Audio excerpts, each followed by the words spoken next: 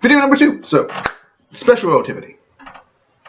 SR is what I call it, right? Because physics don't like to say special relativity, we just call it SR. So SR is special relativity. Now there are 2 forms of relativity. Of special, which you only do in high school because it's mathematically not that bad. I mean, none of you are going to be like, what's something that's really easy to do in high school? Special relativity. Yes, the thing people struggle with in college, people drop out of physics. No, that's not what you're probably going to be like, adding and subtracting. History. English. Anyways, this is where I've been too many people. Anyways, so there are special relativity. Mathematically isn't that bad. You have square roots, you have squares, you plug things into a calculator. It's not that bad. Mathematically, the 2 equations for time dilation and length contraction aren't that bad. But conceptually, they're very they're not simple. They're not something you deal with in your daily life. So, special relativity, the first thing you have to understand in real life, and this really happens, if you travel near the speed of light, let's say 0.5 times the speed of light, 50% of the speed of light. Once you start traveling around that speed and higher, your length actually, for someone who's not moving, gets contracted. You shrink in their eyes. You appear to be smaller than you actually are. This is called length contraction. And you might be like, well, what would do that in real life? Well, asteroids, meteors, comets, black holes, neutron stars, planet, a lot of things in space. Well, you're like, well, I'm not going to be an astronomer, Mr. Bandy. That doesn't, that's still, space is where it's used. It's also used in, like particle accelerators. If you have something like a sigma tau particle, which is an actual thing that exists. This particle is normally, I don't know what its actual size is, but let's say it's 1 angstrom. Normally. If it's just chilling around, floating around in space, 1 angstrom. You're taking a particle accelerator, then you put some magnetic potential in there, you flick it basically, that goes near the speed of light, traveling around that particle accelerator faster and faster and faster. So it gets near the speed of light, it actually does shrink. You can make it's not the same size. You actually can go through holes in that particle accelerator that normally it could not. If you had a hole that's 0.5 angstrom, right? Normally it's 1 angstrom. It's too big to fit through that hole. But when it speeds up, it might go smaller than that and fit through that hole. That's something that really happens. It really happens. It's weird, right? I mean, you might be like, well, I'm not going to be a particle accelerator engineer. Well, what? Yeah, but it's again, practice. It happens. This is a thing that happens. Weird thing that happens, but happens, right? So it happens for space. It happens for particle accelerator things on Earth. It happens for things moving really fast. Maybe not things that you might not care about or deal with, but it's a physical thing that actually exists. That's just so weird. It's weird to think that just because you start running fast, if you start running, you're actually technically going to be you're going to be shorter than you are if you're standing still. Not much. For a human, it's going to be almost nothing, right? Because we're near the fastest speed of light, but you still technically will be somewhat smaller. So that's length contraction. I rambled on a lot about it, but for length contraction, you got L is equal to L0 times the square root of 1 minus v squared divided by c squared. By the way, I'm going to call 1 minus v squared divided by c squared square rooted. I'm going to call that thing for now on gamma. You call that gamma in college, and it makes the equations easier because now the equation's L is equal to L0 gamma. Anyway, so L0 is the original length of the object. By original length, I mean like if you have something not moving, you have a spaceship not moving, a meteor not moving, and it's 10 meters, that's L0.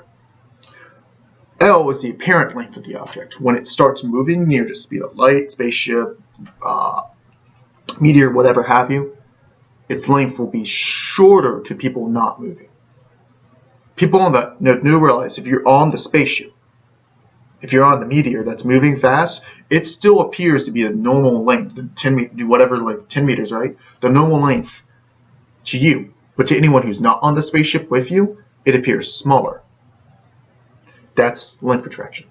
Weird thing. Anyways, time dilation is next. Time dilation. Another weird thing. If you are on a spaceship or the International Space Station and you're, spinning around a planet, orbiting a planet, traveling to the moon, whatever have you. You're moving fast, and then let's say you're in a futuristic one that moves up, again, 50%, 90% of the speed of light. Time for you ticks slower than it does for someone on planet Earth not moving. Now, most of you are like, what? What? You literally are physically aging. You're going to time for you physically is going slower for you on the spaceship than someone who's not going at your speed. And this is something, again, that really happens. You'd be like, how do we know that? Again, particle accelerators, astronomy. You have a star. If the star is spinning fast, right, very fast, which happens with things like pulsars or quasars or various types of stars.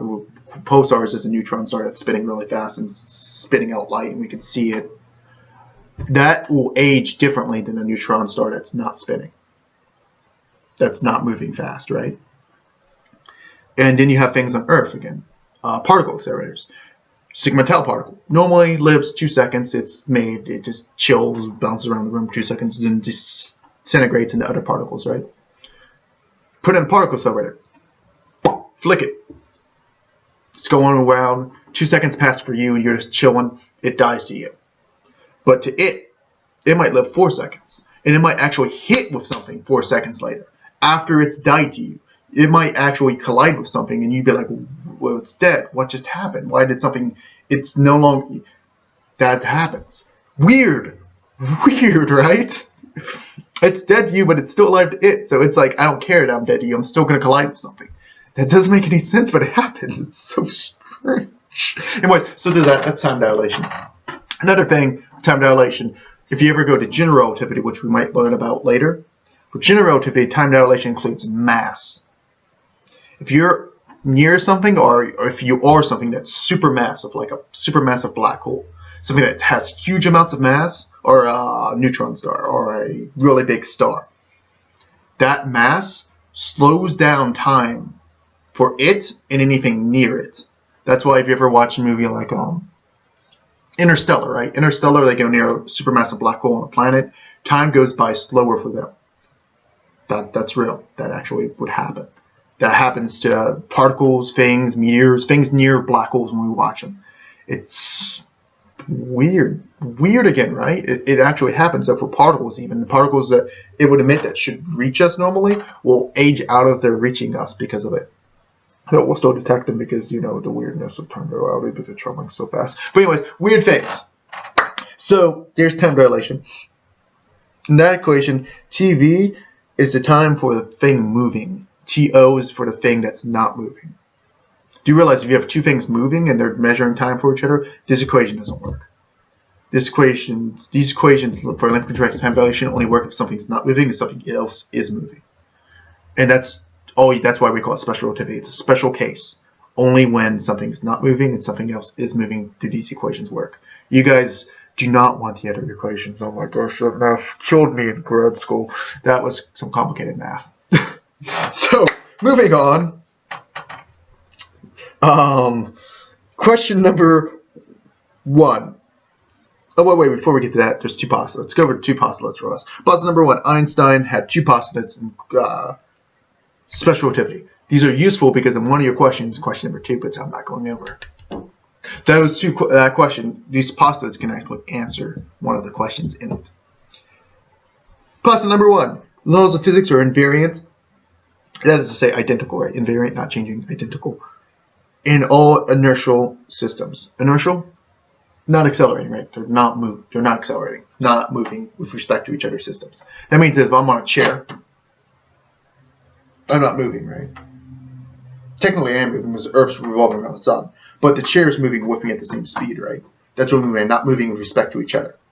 But if I'm on a chair and there's a bus traveling down the road near me, right? That's not inertial. That bus is moving. I'm not moving.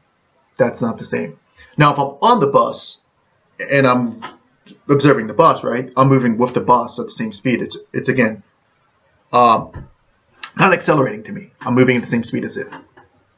So there you go. That's postulate number 1. Laws of physics, if you are not accelerating with respect to something else, are the same for you. Postulate number 2. Speed of light doesn't care what frame you're in. Speed of light is always the speed of light. So if you're on a rocket ship and I'm this chill on Earth and we both see light coming in from the sun, the same ray of light, we both will see it going at the same speed. Doesn't matter that you're moving at the speed of light. I mean, not speed of light, on a rocket ship. If you're on a rocket ship that's traveling, at the speed of light, which is, you wouldn't be able to handle that. You'd actually be disintegrated and panicking to all kinds of bad things. But let's say you're on that rocket ship traveling at the speed of light, and that rocket ship turned on headlights. Speed of light still travels at speed of light. It doesn't care. It's not gonna go speed of light plus the speed of light and go faster. That doesn't happen. It still travels at the speed of light. Now you might be like, well, can you even see the headlights if you're on the rocket ship traveling at the speed of light? If you turn on, no, don't worry about that. That gets complicated as you actually lose momentum. So technically, yes, in a very slow rate. But anyways, going back to this. Number one, we're gonna go over that question mostly because I got a lot of emails about this question. Question number one, we're gonna go over. I'm going to change the numbers, of course, so you can basically copy the method and repeat it. But I'm going to say that we have a bus that's 40 meters. No, do I say 40 meters? Not what you have. And it passes a person on the road. Let's say this person is you, passes you on the road. And this bus is also traveling 90% of the speed of light, which would kill you and destroy the fabric of reality and actually create plasma of the air and just wreck everything around it. But it's traveling at near the speed of light, and you're not going to die from the shock waves because why not? This is a physics question. It's fun. This is what Einstein did all the time. Completely impractical. Could not happen, but it's fun to think, right? Now you might be like, well, what would be the thing like this in real life? Particle accelerator again. If you are sitting near a particle accelerator, your particle moving near this speed, this crap happens. This problem stuff really happens. So anyways, going back to it. And by the way, quantum computers. Some of the quantum computer math has stuff like this in it. So you might be like, well, I'm not going to, I don't care about this. Well, your kids might, because they might have quantum computers. They might have quantum-based, technology that you will be like, I'm too old, I didn't get that. When the kids can be like, well, this is easy. Because, that's how generations get smarter as we go. Things that are difficult for me now, you now, will be probably easier for our children. And they'll probably be commonplace. Computers, my parents struggle with, right? Quantum computers, we're going to struggle with, but our children might be like, you don't get how to use the quantum computer if you're, blah, blah, yeah, it's going to be great. Anyways, come back to this. Hey! How long will the bus look to the person on the road? You. How long will the bus look like to you? Well, the bus is 40 meters, right? So you might be like, 40 meters, done. No, you know that this is going to be the place. You're going to use the length contraction equation, right? Length contraction equation. You might be like, well, I know the bus is normally 40 meters, which is a huge bus, by the way. Anyways, 40 meters. You plug that in for L0. You plug in the other stuff. You get an answer. Trick to this. I'm going to go over this trick. V squared divided by C squared. For most, in fact, for all our problems, I'm going to give you V in respect to some percentage of the speed of light, because you can do this trick. 0.9 speed of light. 0.9 C squared, right? C squared, 0.9 squared, you separate that out, you put the power through, now you have C squared divided by C squared. Cancel the C's. Save yourself the trouble. Don't do 0.9 times 0.9 squared times 3 times 10 to the 8th squared divided by parentheses 3 times 10 to the 8th squared. Don't do that. Just do 0.9 squared. Save yourself the trouble. Anyways, so you do that, you plug in numbers, boom, you get that the bus appears to you, which, by the way, you, again, as a human, won't be able to see this, but it looks 17.4 meters. I'll go over what I meant by that later. So if you could somehow take a picture of this with some high-tech camera and a particle accelerator, you would see this, right? The bus would be 17.4 meters. Cool. Easy. Bus looks smaller. That makes sense. That's length contraction. That's how it works. Moving near the speed of light, smaller. Boom. B. Most of you got A, by the way. Most of you were asking about B and C. Now, B and C, you might be like, well, clearly, how much time? Clearly, time. Time dilation. Solved it, plug in numbers, got it. No, that's not how that works, actually. That was a mean trick. But time dilation. Time dilation only works. You with me? Only works if you could know the time of the person on the bus or the time for, it's not going to work in this case. Time dilation is only going to work if you are basically on the bus and you know the time of someone outside of you, or if you could see a clock outside of the bus and a clock on the bus, and you can see the time ticks by differently for both those. And it really does, by the way. But if you had that, you could use time dilation. You can't in this question. It doesn't work. So what do you got? What are you going to use it? That's right. Physical science, right? You guys know that velocity is equal to distance divided by time. So time is equal to distance divided by velocity. Distance, the length of the bus. Now, what length of the bus you used it? Well, it's the bus length for you, right? You're sitting on the side. I'm pointing at me, but I mean you. You're sitting on the side of the street, and you're watching it. What does the bus look like to you? 17.4 meters, because you just calculate that, right? It's not going to look to the 40 meters, because that's what it is normally. But you're seeing it contracted. So you actually have to use the contracted length, 17.4, you plug that in, and you plug in the speed it's traveling at. Boom! You get that. It would travel by you in 16.4 times 10 to the negative 8 seconds. You can only perceive things 15 microseconds. Milliseconds. That thing's traveling faster than you can even perceive as a human. You would not even know this bus passed you. You wouldn't even perceive it to exist. Except for, the imminent death it would cause. You would die so fast it would. It's again the plasma in the air, current, shockwave so strong. But anyways, you wouldn't even perceive this thing exist. Unless you had like a cyborg eye and it was taking pictures and scanning things at a crazy fast. You're not going to see this thing. But there's the answer. That's not too bad. Next. Part C. Well, how much time? Time! No, you're not using that equation for the same reason. So time to the two people on the bus. Well, technically you might be able to, but yeah, let's not use it. Do two people on the bus say that it takes to pass her? You. These are two different people on the bus, two of your friends, chilling on the bus. How long does it take for this to pass by you? Now, this bus, you're on the bus this time. Not you, but they're on the bus this time, right? What would the bus appear to look like to them? 40 meters, right? It's not going to be length contracted to them. They're moving with the bus. So it's going to look like it's 40 meters long to them. Speed, still the speed. So you're going to use the same equation last time. Time is equal to distance divided by velocity. You're going to plug that in. You can get a different number. That should make sense, right? So that's how that works. That's not too bad. That's how you do those two problems. I know most of you probably just skipped forward to this part of the video. Sure. Anyways, so hopefully you're all well, like I said. Hopefully you learned something. Sorry to ramble on for like 20 plus minutes.